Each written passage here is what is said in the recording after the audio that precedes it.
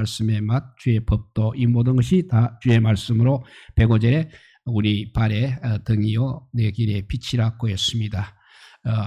우리 인생을 흔히 길을 가는 것에 비유하고 있습니다. 그런데 그냥 길이 아니라 길을 가는 것이 아니라 캄캄한 밤길을 가는 것과 같다고 하였습니다. 캄캄한 밤길을 가노라면 위험한 일이 너무나 도처에 많이 있습니다. 그 중에 가장 위험한 것은 바로 방향일 것입니다. 올바른 방향을 가늠하기 어렵다는 사실입니다. 요즘 도시에서야 표지판도 많이 있고 등불도 많이 있어서 괜찮지만 시골길이나 산길을 가게 되면 늘 그 길을 다니는 사람이 아닌 경우에는 정말 당황하게 되는 것입니다. 특히 안개까지 끼게 되면 문자 그대로 오리무중이 되는 것입니다. 인생에 승리하려면 마치 이런 어두운 밤길에 등불이 필요한 것처럼 우리 인생길을 비춰줄 등불이 꼭 필요한 것입니다. 감사하게도 오늘 말씀을 보니까 하나님이 그 등불이 되어 주셨습니다. 하나님의 말씀 등불이 등불 곧 하나님의 말씀이요 하나님의 성경 말씀이 되겠습니다. 그래서 105절에 결론적으로 이렇게 말씀합니다. 주의 말씀은 내 발의 등이요 내 길의 빛이니이다 라고 했습니다. 시편 기자는 하나님 말씀이 자신의 인생길에 빛이 되고 등불이 된다고 고백하고 있는 것입니다. 이런 고백을 가지고 말씀과 더불어 인생길을 가는 사람은 반드시 승리하는 인생을 살 수 있다는 것입니다. 하나님께서 동행하시겠냐면 하나님께서 동행해 주시고 보증해 주시기 때문입니다. 부디 이 말씀을 믿으시고 오늘 이 시간 다시 한번 말씀의 중요성을 재인식할 뿐 아니라 말씀을 잘 활용함으로써 복되고 아름다운 인생 살아가는 우리 모두가 되시기를 축복합니다. 특별히 시편 119편은 아주 흥미로운 장입니다. 하나님의 말씀을 가리키는 여러 명칭이 등장하고 있습니다. 하나님의 법이라고 했습니다. 법도, 계명, 규례, 율례, 율법, 하나님의 약속, 증거, 판단 이렇게 명칭이 많다는 것은 하나님 말씀의 다양함과 하나님 말씀의 풍성함을 나타내고 있는 것입니다. 그 명칭 하나하나의 뉘앙스가 조금씩은 다르지만 일반적으로 하나님의 말씀으로 전체적으로 이해하시면 되겠습니다. 이런 내용을 통해서 하나님의 말씀을 얼마나 귀한 것으로 강조하고 있는지 알 수 있는 것입니다. 이렇게 말씀을 중시함으로 흔히 기도를 가르쳐서 말씀의 종교라고 부르기도 하는 것입니다. 말씀이 없으면 신앙생활 자체가 불가능한 것입니다. 처음 믿음이 생기는 것도 바로 말씀을 통해서인 것입니다. 또 신앙생활을 해나가는 과정도 역시 말씀의 인도로 이루어지는 것입니다. 그래서 로마서 10장 17절에 보면 그러므로 믿음은 들음에서 나며 들음은 그리스도의 말씀으로 말미암았느니라 했습니다. 그리고 베드로전서 1장 24절을 보면 너희가 거듭난 것이 썩어질 씨로 된 것이 아니라 썩지 아니할 씨로 된 것이니 하나님의 살아있고 항상 있는 말씀으로 되었느니라 했습니다.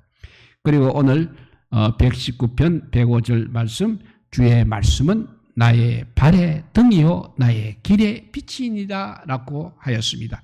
따라서 우리가 신앙생활을 얼마나 잘할 수 있느냐 그리고 우리 인생을 얼마나 크게 승리할 수 있느냐 하는 것은 바로 하나님의 말씀을 얼마나 잘 활용하고 있는가에 달려 있다는 것입니다. 제일 좋은 신앙은 말씀 중심의 신앙인 것입니다. 하나님을 사랑하는 증거가 성경 말씀을 사랑하고 가까이 하는 것이 바로 하나님의 사랑하는 증거입니다. 그리고 하나님께서는 우리에게 항상 말씀을 통해서 나타나시는 분이십니다. 그러므로 우리가 하나님을 사랑한다면 당연히 말씀을 사랑하고 말씀을 가까이 하여야 하는 것입니다.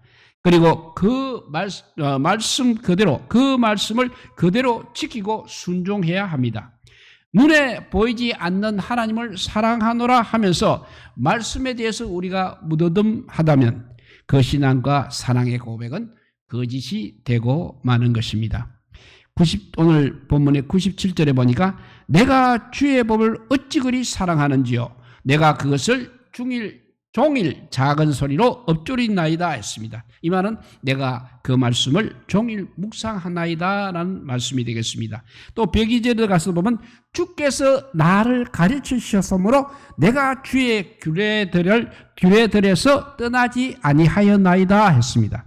103절은 주의 말씀의 맛이 나에게 어찌 그리 단지요 내 입에 꿀보다 다니이다 라고 했습니다. 그리고 뒤에 119번 131절에 보면 내가 주의 계명들을 사모함으로 내가 입을 열고 헐떡이었나이다 라고 했고 164절에 가서는 주의 어려운 규례들로 말미암아 내가 하루 7번씩 주를 찬양하나이다 라고 했습니다. 우리 예수님도 역시 동일한 말씀을 요한복음 14장 21절에서 해 주셨습니다. 읽어보면 나의 계명을 가지고 지키는 자라야 나를 사랑하는 자니 나를 사랑하는 자는 내 아버지께 사랑을 받을 것이요 나도 그를 사랑하여 그에게 나를 나타내리라고 하였습니다. 주님을 사랑하는 자는 당연히 주의 말씀대로 순종합니다. 그 결과 하나님께서 그를 사랑하십니다. 그리고 주님이 그와 함께 해주신다는 그런 뜻입니다. 그러나 안타깝게도 갈수록 사람들이 성경을 잘 안 읽고 있다는 사실입니다. 그리고 성경 공부에도 많이 소극적이 되었습니다. 세상 지식이라든지 세상 돌아가는 이야기, 특별히 정치 이야기에 대해서는 훤합니다. 그런데 성경에 대해서는 얼마나 무지한지 모른다는 것입니다. 우리가 정말 하나님을 사랑한다면 하나님 말씀인 성경을 사랑하고 가까이 해야 마땅한 것입니다. 세상 지식이 아무리 많아도 성경을 멀리하게 되면 결코 신앙생활과 인생에서 승리할 수 없을 것입니다. 성경 말씀을 가까이 하며 활용하는 법 3가지를 말씀드리고자 합니다. 성경을 멀리하지 않고 읽지 않는 것도 문제이지만 반대로 또 성경을 건성건성 읽는 것도 문제가 되는 것입니다. 그러면 실질적으로 신앙과 삶에 큰 유익이 없어서 그런 것입니다. 성경 말씀이 정말 나에게 유익이 되고 축복이 되려면 올바른 자세로 성경을 읽고 적절하게 활용을 해야 하는 것입니다. 적어도 다음 3가지를 꼭 명심하시기 바랍니다. 첫째, 말씀을 하나님 대하듯 해야 됩니다. 말씀을 하나님 대하듯 해야 됩니다. 성경 말씀을 우리가 잘 활용하기 위해서는 무엇보다도 말씀을 대하는 태도가 제일 중요한 것입니다. 말씀을 대한 태도가 잘못되게 되면 성경이 아무 유익이 되지 않는 것입니다. 성경 말씀을 혼자 읽을 때나 혹은 설교자로부터 들을 때나 그때마다 태도가 올바른 태도를 가져야 한다는 것입니다. 마치 하나님께서 바로 앞에 와 계시는 것처럼 대해야 한다는 것입니다. 그래서 데살로니가전서 2장 13절에 보면 이러므로 우리가 하나님께 끊임없이 감사함은 너희가 우리에게 들은 바 하나님의 말씀을 받을 때 사람의 말로 받지 아니하고 하나님의 말씀을 받음이 진실로 그러하도다. 이 말씀이 또한 너희 믿는 자 가운데서 역사하느니라 했습니다. 하나님 말씀으로 우리가 말씀을 받을 때 하나님의 역사가 나타난다는 것입니다. 이렇게 우리가 올바른 자세 첫째는 말씀을 하나님 대하듯 해야 한다고 했습니다. 말씀을 대하는 태도가 첫째 중요하다고 했고 두 번째 그 말씀을 꼭 묵상해야 합니다. 성경 말씀을 읽는 것, 듣는 것, 쓰는 것, 공부하는 것, 암송하는 것 다 좋은 것입니다. 그런데 더 중요한 것이 있다면 그것은 바로 묵상해야 한다는 것입니다.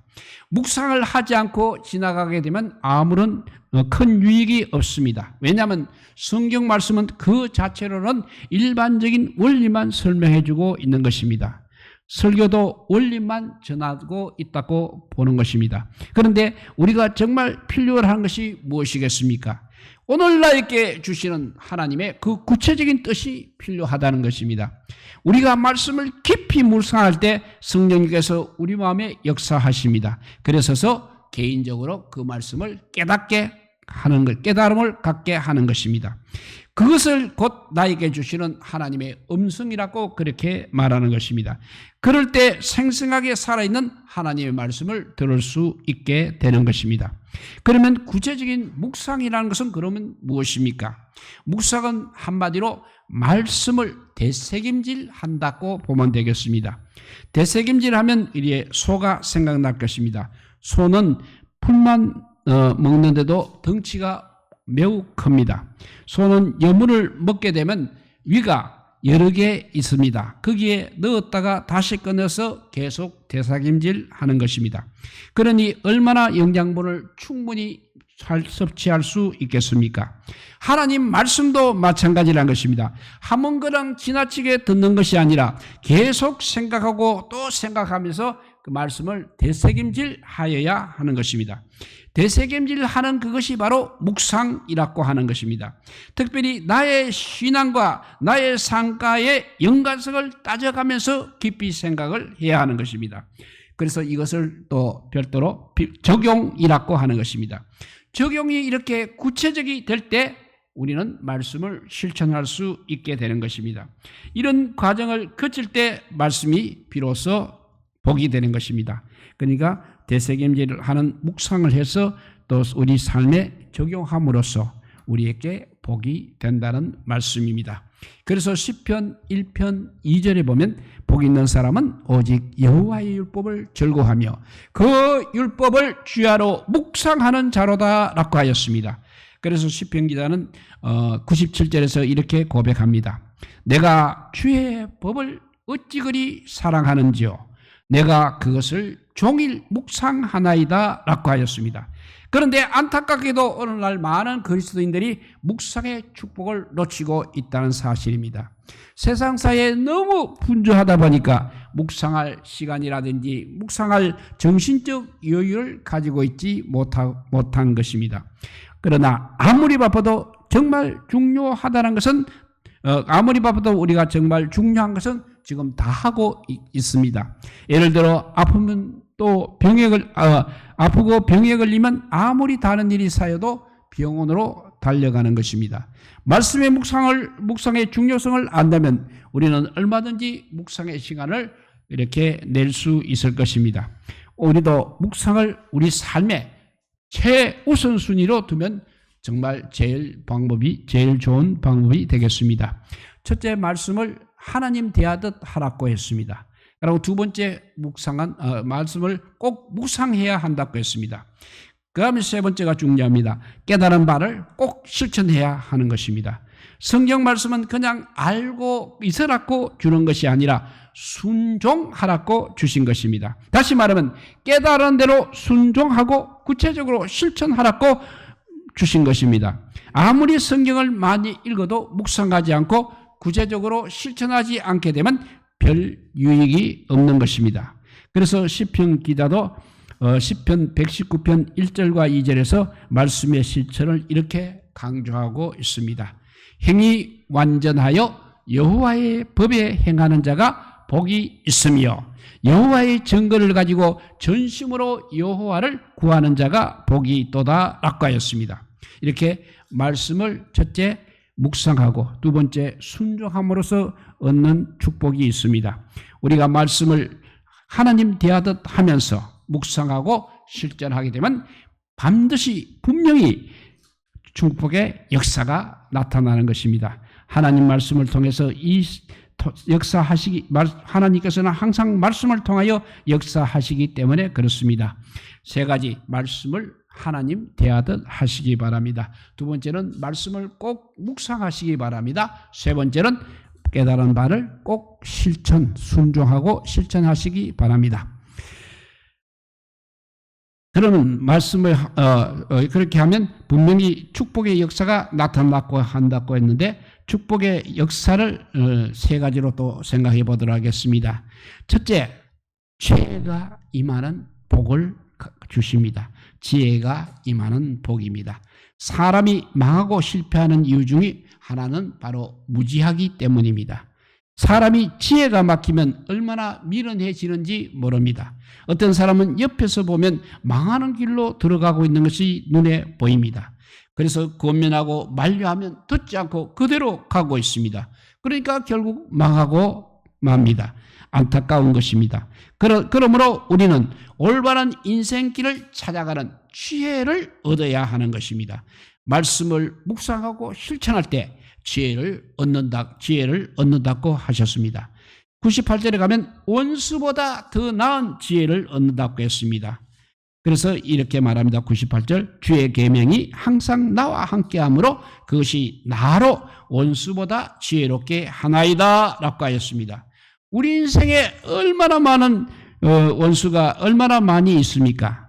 사람과 환경과 문제가 그리고 마귀 등 그것들이 바로 우리를 넘어뜨리려고 하고 있는 것입니다. 그러나 우리가 그들보다 더 큰 기회를 주시게 되면 우리는 그들에게도 승리할 수 있는 것입니다. 그리고 99절에 봐서는 원수보다도 아니고 스승보다 나은 지혜라고 했습니다. 100절에 가서는 보면 경험으로 많은 지혜를 가지고 있는 노인보다 나은 지혜를 말씀을 통해서 얻는다고 말하고 있습니다. 이렇게 되면 우리가 세상에 그 무엇이 두렵겠습니까? 반드시 우리는 승리할 수 있기 때문에 두려운 것이 없을 것입니다. 이렇게 성경 말씀을 통해서 남들이 감히 흉내낼 수 없는 지혜를 얻게 되는 복을 받으시기를 바랍니다. 첫째는 지혜가 얻는 복이 임한다. 지혜가 임하는 복을 주신다고 했고, 두 번째는 이제는 성결하게 되는 복을 받게 됩니다. 사람이 망하는 것은 무엇 때문이기도 하지만 제일 최고의 원인은 바로 죄악 때문에 망하는 것입니다. 인생이 약해서, 우리가 뭐가 부족해서 망하는 것이 아니라는 것입니다. 또 악해서 망하는 것입니다. 죄악, 악해서 우리가 망하는 것입니다. 그런 것을 우리 주변에서 많이 볼 수 있습니다. 오랜 세월 공을 쌓고 권리와 부를 쌓은 사람이 하루아침에 범죄 사실이나 비리가 밝혀서 추락하는 모습을 우리가 많이 보게 됩니다. 한 사회가 성숙해질수록 정직한 사람이 성공하게 되어 있습니다. 미성숙한 사회에서는 약삭빠르고 어떤 사악한 사람들이 잘 되고 있습니다.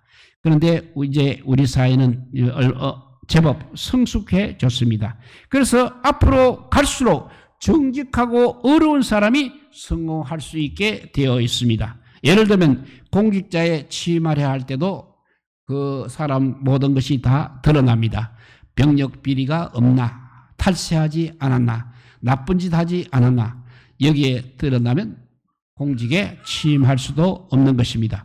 그런데 많은 사람들이 정직한 삶을 살려고 해도 불가능하다고 합니다. 왜냐하면 우리 인간은 본래 죄성을 가지고, 죄의 본성을 가지고 태어났기 때문에 유혹이 오게 되면 그냥 나도 모르게 죄를 범하게 되고 결국 그렇게 해서 무너지게 되는 것입니다. 그런데 말씀이 항상 그 마음에 있게 되면 절제가 된다는 것입니다. 그러니까 말씀은 자동차의 브레이크와 같은 것입니다. 그래서 죄악의 길로 쉽게 빠지지 않게 되는 것입니다.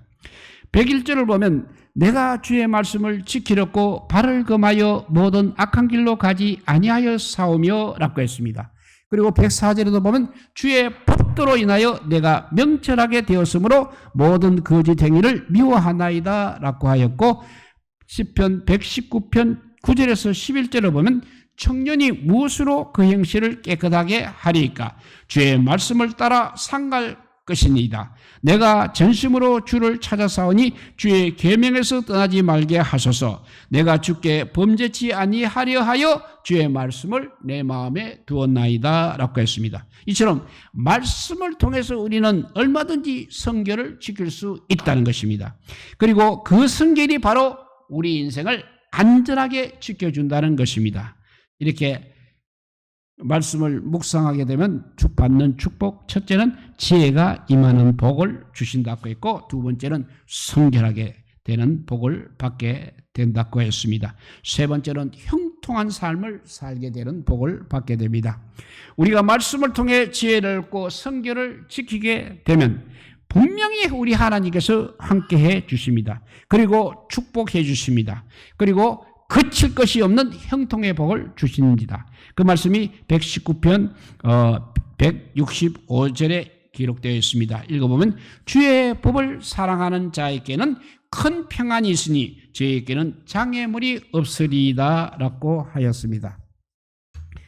여호수아가 모세를 뒤이어서 이스라엘의 지도자로 가나안 땅에 막 들어가려고 할 때입니다. 그때 하나님께서 찾아오셔서 여호수아를 여호수아서 1장 7절 이하 보면 이렇게 격려하고 있습니다. 오직 너는 마음을 강하게 하고 극히 담대히 하여 나의 종 모세가 너에게 명한 모든 율법을 다 지켜 행하고 좌로나 우로나 치우치지 말라. 그리하면 어디로 가든지 형통하리니 이 율법책을 너의 입에서 떠나지 말게 하며 주야로 그것을 묵상하여 그 가운데 기록한 대로 다 지켜 행하라. 그리하면 너의 길이 평탄하게 될 것이라. 너가 형통하리라. 내가 너에게 명한 것이 아니냐. 마음을 강하게 하고 담대히 하라. 두려워 말며 놀라지 말라. 너가 어디로 가든지 너의 하나님 나 여호와가 너와 함께 하느니라 하시니라고 하였습니다. 하나님의 말씀을 읽고 묵상하고 잘 지키면 우리 하나님이 동행해 주시겠다는 귀한 약속입니다.